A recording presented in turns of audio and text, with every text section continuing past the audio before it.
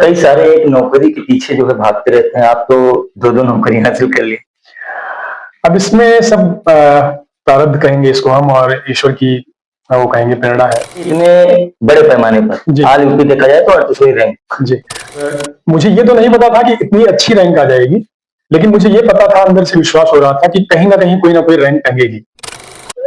इसके पहले मैं बहुत सारे एग्जाम देता रहा हूँ, मैं पीसीएस के लगातार मेंस दे रहा हूँ, लेकिन अंतिम रूप से कहीं चयनित नहीं हो पा रहा था बड़े पद पर। जनपद अयोध्या के कुमारखंड में मौजूद है दोस्तों। हमारे साथ में बात करने के लिए आज अंकित तिवारी जी हैं। इन्होंने लोग जो है एक नौकरी के लिए जो है तरह जगह जगह जो है भटकते रहते हैं, बहुत सारी कोचिंग करते हैं, फिर भी कामयाबी नहीं मिलती है। तो एक कहावत है, जैसे आपने सुना होगा कि सफलता उनको ही मिलती है जिनके सपने में जान होती है और पंख से कुछ नहीं होता, हौसलों में उड़ान होती है। जिसका जीता जाता उदाहरण जो है अंकित तिवारी जी है। ये अभी प्राइमरी टीचर है, बेसिक शिक्षा में उत्तर प्रदेश में कार्यरत है। पहले इनका जो है केंद्रीय विद्यालय में हुआ था सिलेक्शन, उसके बाद में फिर ये उत्तर प्रदेश आ गई प्राथमिक विद्यालय में। अभी जो रिजल्ट आया कुछ दिन पहले, उसमें जो है समीक्षा अधिकारी बनके अपने घर का, अपने परिवार का ही नहीं बल्कि पूरे जनपद का नाम रोशन किया है। सबसे पहले तो आपको बहुत बहुत बधाई।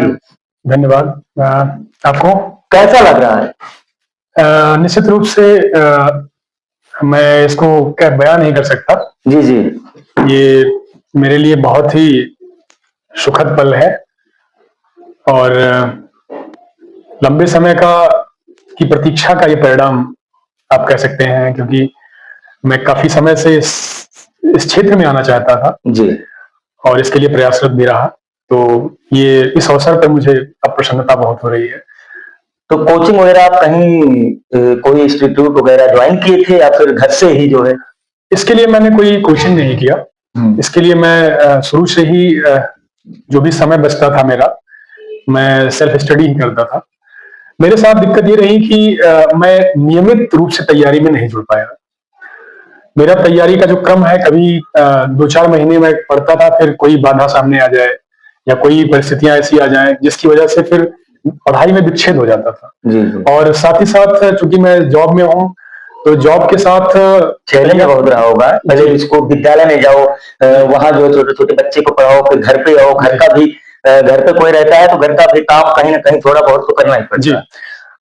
जी, निश्चित ही मैं तो अपने संदर्भ में इसे कहूंगा कि ये एक मेरे जीवन में कठिन परीक्षा का दौर मैंने देखा है कि आपके अंदर अगर कोई सपना पल रहा है और उस सपने को आप अगर साकार करना चाहने की मतलब चाह रहे हैं जी, तो आपको कुछ अलग करना पड़ेगा। मेरे मन में ये था, लेकिन चूंकि मैं जॉब में था, फिर पारिवारिक दायित्व भी था।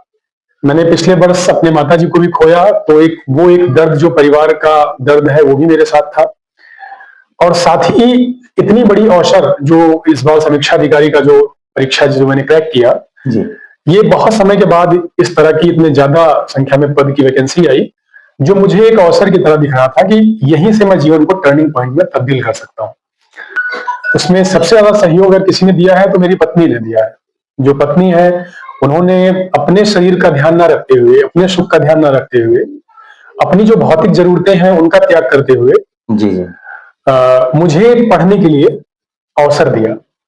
मैं बच्चे और इनके दायित्व से थोड़ा सा मुक्ति पा करके मैं समय निकालता रहा और परिणाम सामने। कितने घंटे लगभग जो है आप पढ़ाई करते हैं? घंटों में तो मैं कभी पैमाना नहीं रखता हूँ, क्योंकि मैं जो है कभी प्रतियोगी छात्र लोग या और लोग विश्वास भी नहीं करेंगे। मैं कभी कभी मेरे साथ ऐसा होता है कि मैं 1-2 घंटे पढ़ पाया, कभी ऐसा हुआ कि हफ्तों हफ्तों में पढ़ाई नहीं कर पाया, कभी ऐसा भी हुआ है कि लगातार मैं पढ़ा हूँ। तो घंटे में तो नहीं कह सकता हूँ। हाँ, लेकिन जब ये एग्जाम मेरा क्रैक हुआ, इसका प्रीलिम्स निकला, मेंस के लिए जब मैं थोड़ा सा इसके प्रति जुटा, तो कुछ छुट्टियां मैंने अपने विभाग से जो छुट्टियां मिलती हैं जब वो मिली, और कुछ अतिरिक्त छुट्टियां जब जो बचाया हुआ था मैंने, वो सब मिला करके, तो उसमें मैंने फिर मैंने घंटे नहीं देखे। उसमें मैंने फिर जो मेरा सबसे बेस्ट हो सकता था कि 24 घंटे का कैसे मैक्सिमम यूटिलाइजेशन में कर सकूं, मैंने वो प्रयास किया है। हाँ, ये है कि लास्ट टाइम मैं 14-15 घंटे भी मैंने 16 घंटे तक मैंने पढ़ा है, और सिर्फ नहाने धोने खाने पीने का जो समय होता था उसको छोड़ करके जितना समय मैं दे सका मैंने लास्ट टाइम में दिया, और शायद उसी का परिणाम सामने है। पिताजी क्या करते हैं आपके? पिताजी हमारे मुख्यतः तो किसान ही है, हमारी बहुत छोटे लेवल की किसान है हम लोग। जी।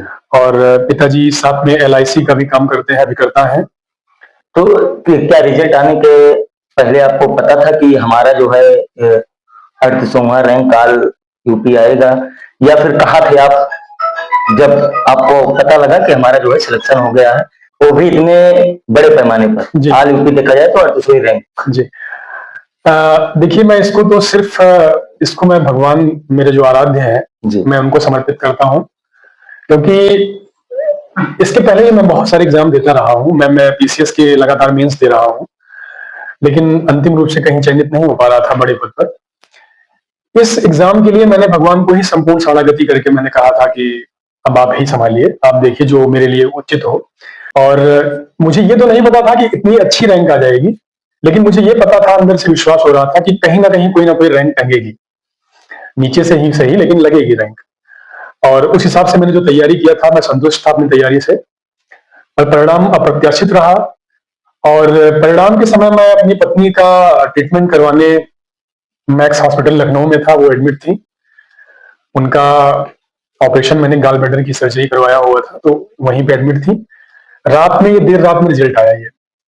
तो मैंने, चूंकि मैं समझा कि सबसे ज्यादा त्याग मेरी पत्नी ने किया है, तो सबसे पहला मैं सूचना पत्नी को ही देना चाहूंगा, इसलिए मैं रात भर सोया नहीं खुशी के मारे। और ये हॉस्पिटल में थी, मैं कमरे पर था, तो मैं अगले दिन सुबह जाकर के फिर इनको, पत्नी को मैंने अपने बताया कि ऐसा हुआ है। तो पत्नी को विश्वास भी नहीं हुआ एक क्षण के लिए, और बहुत प्रसन्नता हुई। पिताजी को मैंने फोन किया, वो भी मतलब रोने लगे, क्योंकि उन्होंने भी मेरी माँ को खोया है, और वो भी चाहती थी कि मैं किसी ऑफिसर के पद पर जाऊं। तो ये एक संघर्ष रहा मेरा। कई सारे एक नौकरी के पीछे जो है भागते रहते हैं, आप तो दो नौकरी हासिल कर ली।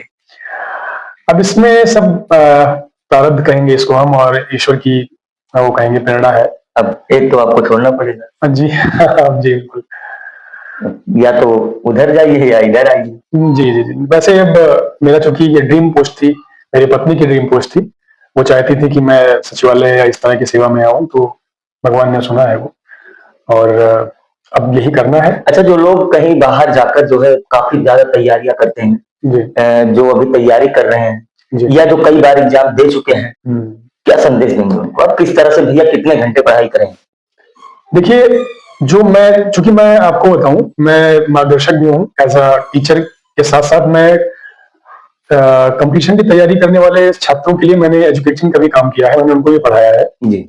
और मेरा अपना यूट्यूब चैनल भी है, मैं मार्गदर्शन भी देता रहता हूँ लोगों को। तो मुझसे बहुत सारे छात्र जुड़े भी हुए हैं। तो मुझे एक चीज समझ में आती है, जो सबसे बड़ी कमी है विद्यार्थियों के जीवन में, वो ये है कि एक कोई पर्टिकुलर लक्ष्य पे काम नहीं करते हैं। सबसे पहले मुझे लगता है, जो मैं संदेश देना चाहूंगा, कि आपको एक कोई लक्ष्य बनाना पड़ेगा, कोई एक खास जो आप चाहते हैं जीवन में। फिर आपको उसके लिए जो भी आपकी ताकत है, जो पोटेंशियल आपको भगवान ने दी है, आपको उसको झोंकना पड़ेगा, क्योंकि कंपटीशन का दौर जो है बहुत ज्यादा है, और उसमें आप तभी सफल होंगे जब बाकियों से थोड़ा आप अलग बनेंगे। और अलग बनने के लिए आपको ज्यादा समर्पण, ज्यादा मेहनत की जरूरत पड़ेगी। तो घंटे मायने नहीं रखते, आप अगर समर्पित होकर के डेली 3 से 4 घंटे भी अगर आप समय निकालेंगे एक खास लक्ष्य के लिए, तो मेरा मानना है कि सफलता दूर नहीं होगी। कोई भी परीक्षा हो, मैं तो यहां तक कहता हूं, अगर आप सिविल सर्विसेज में IAS का भी एग्जाम क्रैक करना चाहते हैं, तो आपके लिए 5 घंटे पर्याप्त हैं। लेकिन वो 5 घंटे फिर आपके ब्रेक नहीं होने चाहिए, वो 365 गुणे 5 होना चाहिए। मतलब 365 दिन आप 5 घंटे डेली पढ़िए। उससे कम करेंगे तो फिर मुश्किल हो जाएगा। जी। तो कैसा लग रहा है जब आपको पता चला कि ये इनका जो है क्लियर हो गया, समीक्षा अधिकारी बन गए, कैसा लगा आपको? मैं उस समय हॉस्पिटल में थी, मुझे यकीन ही नहीं हो रहा था कि इनका उस लिस्ट में, उस PDF में इनका नाम होगा। क्योंकि इन्होंने मुझे ये भी नहीं बताया था कि इनका प्री निकला है। इन्होंने मुझे ARO का बताया था कि उसका प्री निकला है, उसका मेंस दिया इन्होंने। टाइपिंग, चूंकि अभी तक शायद जितने भी हुए हैं एग्जाम, इतने कम टाइम में टाइपिंग कभी नहीं हुई है। कोशिश की इन्होंने बहुत, लेकिन थोड़ा सा चूक गई, नहीं हो पाया, उम्मीद टूट गई। लेकिन जब इन्होंने ये बताया कि मेरा आरओ भी निकला था, प्री मेंस भी क्लियर हो गया है और आपके सामने समीक्षा अधिकारी बैठा है, तो बस वही भगवान की कृपा थी और बहुत खुशी हुई। मैं उस खुशी को बयान नहीं कर सकती। जैसे आप देखा जाए तो आपको भी काफी सारा चैलेंज था। अभी जैसे बताया कि माता जी की भी डेथ हो गई थी, ऐसे में ये जॉब भी करते थे, एक छोटा सा बच्चा भी है, घर का पूरा काम, घर का भी काम है। मैं पेशे से शिक्षक भी हूँ, तो बहुत चैलेंज भरा दिन था ये, 1 साल लगभग, बहुत ज्यादा। लेकिन मुझे लगा कि ये कर सकते हैं, इनके अंदर वो क्षमता थी। फिर धीरे धीरे कोशिश करते करते ये दौर गुजर गया और परिणाम सबके सामने। कैसा लग रहा है? बताया नहीं जा सकता। ये इतनी खुशी का पल है, इसको बयान नहीं किया जा सकता है। तो दोस्तों, अभी हम जनपद अयोध्या के कुमारगंज में थे और हमारे साथ में थे अंकित तिवारी जी, जो अभी ही कुछ दिन पहले रिजल्ट आउट हुआ है इनका, जो है समीक्षा अधिकारी बनकर जो है पूरे जनपद का नाम रोशन किया है। और आप लोगों को संदेश दे दिया, अगर आप लोग तैयारी करते हैं तो किस प्रकार से आप पढ़ाई करें। बाकी आप लोग क्या सोचते हैं कि कमेंट में दीजिएगा। इसी तरह वीडियो के लिए हमारे साथ बने रहिए। धन्यवाद।